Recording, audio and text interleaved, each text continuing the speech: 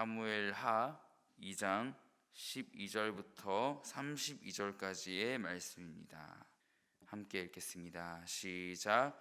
넬의 아들 아브넬과 사울의 아들 이스보셋의 신복들은 마하나임에서 나와 기브온에 이르고, 스루야의 아들 요압과 다윗의 신복들도 나와 기브온 못가에서 그들을 만나 함께 앉으니, 이는 못 이쪽이요 그는 못 저쪽이라. 아브넬이 요압에게 이르되, 원하건대 청년들에게 일어나서 우리 앞에서 겨루게 하자. 요압이 이르되, 일어나게 하자 하매 그들이 일어나 그 수대로 나아가니, 베냐민과 사울의 아들 이스보셋의 편에 12명이요 다윗의 신복 중에 12명이라. 각기 상대방의 머리를 잡고 칼로 상대방의 옆구리를 찌르매 일제히 쓰러진지라. 그러므로 그곳을 헬갓 하수림이라 일컬었으며 기브온에 있더라. 그날의 싸움이 심히 맹렬하더니 아브넬과 이스라엘 사람들이 다윗의 신복들 앞에서 패하니라. 그곳에 스루야의 세 아들 요압과 아비새와 아사엘이 있었는데, 아사엘의 발은 들 노루같이 빠르더라. 아사엘이 아브넬을 쫓아 달려가되 좌우로 치우치지 않고 아브넬의 뒤를 쫓으니, 아브넬이 뒤를 돌아보며 이르되, 아사엘아 너냐? 대답하되 나로라. 아브넬이 그에게 이르되, 너는 왼쪽으로나 오른쪽으로나 가서 청년 하나를 붙잡아 그의 군복을 빼앗으라 하되, 아사엘이 그렇게 하기를 원하지 아니하고 그의 뒤를 쫓으매, 아브넬이 다시 아사엘에게 이르되, 너는 나 쫓기를 그치라. 내가 너를 쳐서 땅에 엎드러지게 할 까닭이 무엇이냐? 그렇게 하면 내가 어떻게 네 형 요압을 대면하겠느냐 하되, 그가 물러가기를 거절하매 아브넬이 창 뒤 끝으로 그의 배를 찌르니 창이 그의 등을 꿰뚫고 나간지라. 곧 그곳에 엎드러져 죽음에 아사엘이 엎드러져 죽은 곳에 이르는 자마다 머물러 섰더라. 요압과 아비새가 아브넬의 뒤를 쫓아 기브온 거친 땅의 길가 기아 맞은 쪽 한마산에 이를 때 해가 졌고, 베냐민 족속은 함께 모여 아브넬을 따라 한 무리를 이루고 작은 산 꼭대기에 섰더라. 아브넬이 요압에게 외쳐 이르되, 칼이 영원히 사람을 상하겠느냐? 마침내 참혹한 일이 생길 줄을 알지 못하느냐? 내가 언제 무리에게 그의 형제 쫓기를 그치라 명령하겠느냐? 요압이 이르되, 하나님이 살아계심을 두고 맹세하노니 내가 말하지 아니하였다면 무리가 아침에 각각 다 돌아갔을 것이요 그의 형제를 쫓지 아니하였으리라 하고, 요압이 나팔을 불매 온 무리가 머물러 서고 다시는 이스라엘을 쫓아가지 아니하고 다시는 싸우지도 아니하니라. 아브넬과 그의 부하들이 밤새도록 걸어서 아라바를 지나 요단을 건너 비드론 온 땅을 지나 마하나임에 이르니라. 요압이 아브넬 쫓기를 그치고 돌아와 무리를 다 모으니, 다윗의 신복 중에 19명과 아사엘이 없어졌으나, 다윗의 신복들이 베냐민과 아브넬에게 속한 자들을 쳐서 360명을 죽였더라. 무리가 아사엘을 들어올려 베들레헴에 있는 그의 조상 묘에 장사하고, 요압과 그의 부하들이 밤새도록 걸어서 헤브론에 이른 때에 날이 밝았더라. 아멘. 다윗은 하나님께 은혜를 참 많이 입은 사람이지만, 그렇게 왕의 자리까지 올라간 사람이지만, 그의 인생은 하나님께로부터 다시 거두어지는 것들도 있었습니다. 여느 사람과 다름없이요. 자신의 친구를 잃고 또 자신 곁에 소중한 사람을 잃었습니다. 물론 불가피한 상황에서 또 나라 간의 전쟁이나 또 다윗의 잘못이 아닌 사울이나 다른 세력에 의한 것도 있었지만, 오늘은 좀 다른 것 같습니다. 다윗 본인과 그 내부에서 일어난 전쟁으로 인해서였죠. 또한 그 다윗 그 세력의 결정으로 인해서 정말 큰 일이 벌어집니다. 44절입니다. 아브넬이 요압에게 이르되, 원하건대 청년들에게 일어나서 우리 앞에서 겨루게 하자. 요압이 이르되 일어나게 하자 하매, 아브넬이 제안을 하고 또한 다윗의 세력인 요압이 그 제안을 받아들이게 됩니다. 사울의 아들 이스보셋의 세력, 그리고 다윗과 요압의 세력 간에 일어난 12대 12의 싸움으로 인해서 자신의 소중한 사람들을 잃게 되는, 또 어쩌면 다윗의 사람이라서가 아닌 높은 지위의 사람들의 경쟁 의식 때문이었습니다. 쉽게 풀어보면 이런 상황입니다.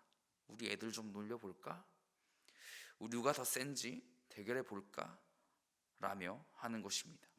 사울 쪽의 세력 아브넬의 제안에 어째서인지 그 대결을 거절하지 않은 그 다윗을 보면서 이런 묵상을 해봅니다. 내가 살아가면서 입은 은혜가 많은데요, 또한 나의 가진 것들로 인해서 그 은혜가 가려질 때가 참 많구나 라는 생각이 드는 것입니다.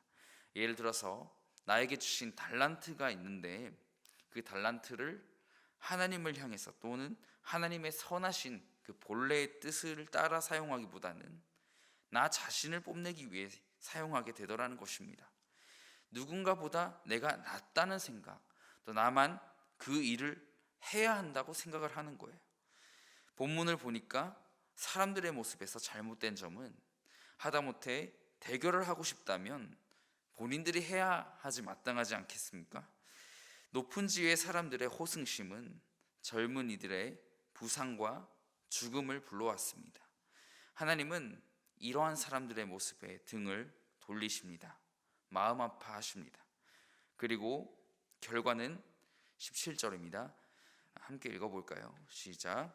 그날의 싸움이 심히 맹렬하더니 아브넬과 이스라엘 사람들이 다윗의 신복들 앞에서 패하니라. 그래도 하나님이 다윗을 아끼셨는지 또 다윗의 세력의 승리로 마무리되는 듯 합니다만, 그 가운데 이 아사엘이라는 들로루같이 빠른 사람은 그 대결의 승리로 멈추지 않고 아브넬의 세력을 뒤쫓는 일이 벌어집니다. 아브넬은 패배로 인해서 뒤돌아갔지만 그래도 실력에서 뒤지지 않는 실력으로 아사엘과의 대결에서 그 아사엘을 죽이게 됩니다. 제안은 아브넬이 했지만 그 제안을 받아들인 건 다윗과 그 세력입니다. 세력 간의 긴장감 속에서 다윗은 충분히 옳은 선택을 할 수 있었음에도 불구하고 그 대결을 받아들임으로써 일어나는 이 참혹한 상황을 보시기 바랍니다. 어쩌면 그들이 승리를 하고서 그들을 쫓아가 다시는 도전하지 못하도록 박멸하려 한 의도인지 모르겠습니다. 그러나 이러한 승리를 향한 집착은 화를 불러옵니다. 오늘 죽은 아사엘은 요압의 동생인데요, 아브넬이 아사엘을 죽임으로써 동생을 잃은 요압의 입장에서 보면 당연히 더욱 멈출 수가 없을 것입니다. 더 쫓아가게 됩니다. 24절입니다. 아브넬이 요압에게 외쳐 이르되 칼이 영원히 사람을 상하겠느냐, 마침내 참혹한 일이 생길 줄을 알지 못하느냐, 내가 언제 무리에게 그의 형제 쫓기를 그치라 명령하겠느냐. 무슨 말입니까? 적당히 하라는 것이죠. 요압이 그 동생을 잃었어도 지금 상황에서는 더 큰 참사만 불러올 것임을 알았던 모양입니다. 아브넬의 돌아가라는 말도 우습게 되었고 요압이 돌아가는 상황도 정말 허무하게 되었습니다. 동생과 많은 젊은 청년들을 잃게 되었기 때문입니다. 돌아갈 때도 그들은 밤새도록 걷는 그 고생을 하게 되죠. 밤새 길을 걸었다는 것은 그들이 썼던 그 추격으로 인한 시간적인 책임이라고 해석이 되어집니다. 유다의 왕으로 7년 6개월을 지낸 다윗과 또 2해 동안 이스라엘 왕이 된 이스보셋, 이 두 세력 간의 대결은 그냥 대결이 아니라 전쟁이 되고 만 것입니다. 성도 여러분, 삶이 내 마음대로 되지 않으면 하나님을 찾기보다 다른 곳에서 우월함을 드러내며 위안을 삼는 경우가 있습니다. 오늘 아브넬과 요압 간의 세력 다툼이 아니라 할지라도 내 삶에서 그럴 수 있다는 것입니다. 결국 이 대결은 돌아보니 첫째로 아브넬과 요압 두 개인에게 아무런 유익함도 없었습니다. 둘째로 두 사람 다 소중한 사람을 잃는 그런 아픔만을 가져다 주게 됩니다.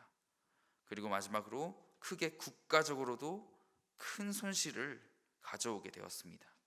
31절 말씀을 보실까요? 함께 읽겠습니다. 다윗의 신복들이 베냐민과 아브넬에게 속한 자들을 쳐서 366명을 죽였더라.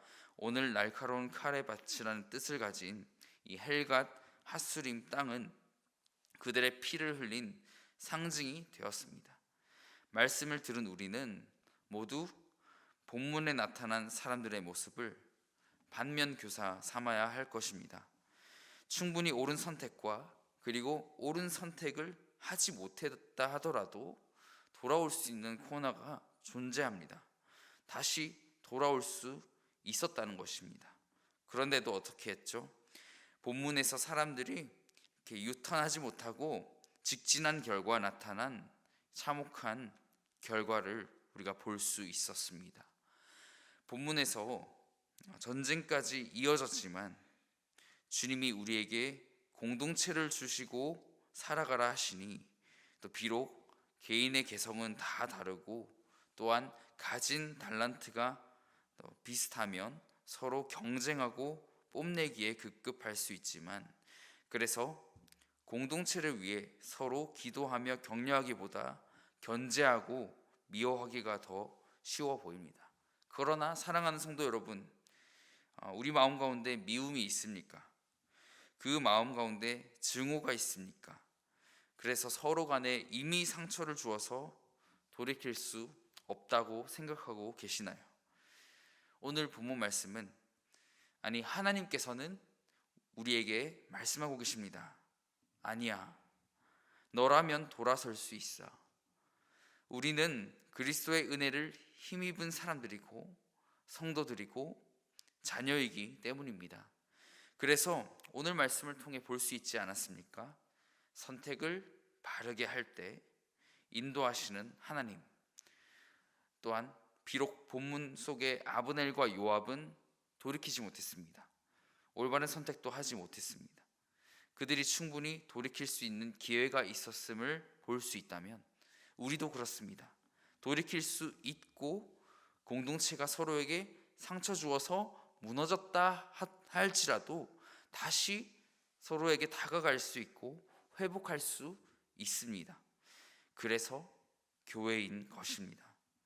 오늘 무정하고 무모하고 무책임한 이들의 모습을 본받지 마시고 그리스도를 만나 사랑을 배울 수 있기를, 또 내가 무심코 뱉은 말로 인해 무너졌던 내 가정, 무너진 관계들도 주님 안에 회복할 수 있는 저와 여러분이 되기를 바라여서 오늘 말씀 전해드립니다. 기도하겠습니다. 우리 함께 기도하실 때 먼저 무너졌던 나의 모든 관계를 회복하게 하소서라고 기도하시겠습니다. 두 번째로 우리 교회의 모든 사역들을 위해 기도해 주십시오. 우리 모든 사역들이 진행될 때 또 주님의 선하심을 이루게 하소서라고, 또 담임 목사님과 사모님을 위해서 또한 교역자, 직분자들을 위해서 함께 기도해 주시면 감사하겠습니다. 기도하겠습니다.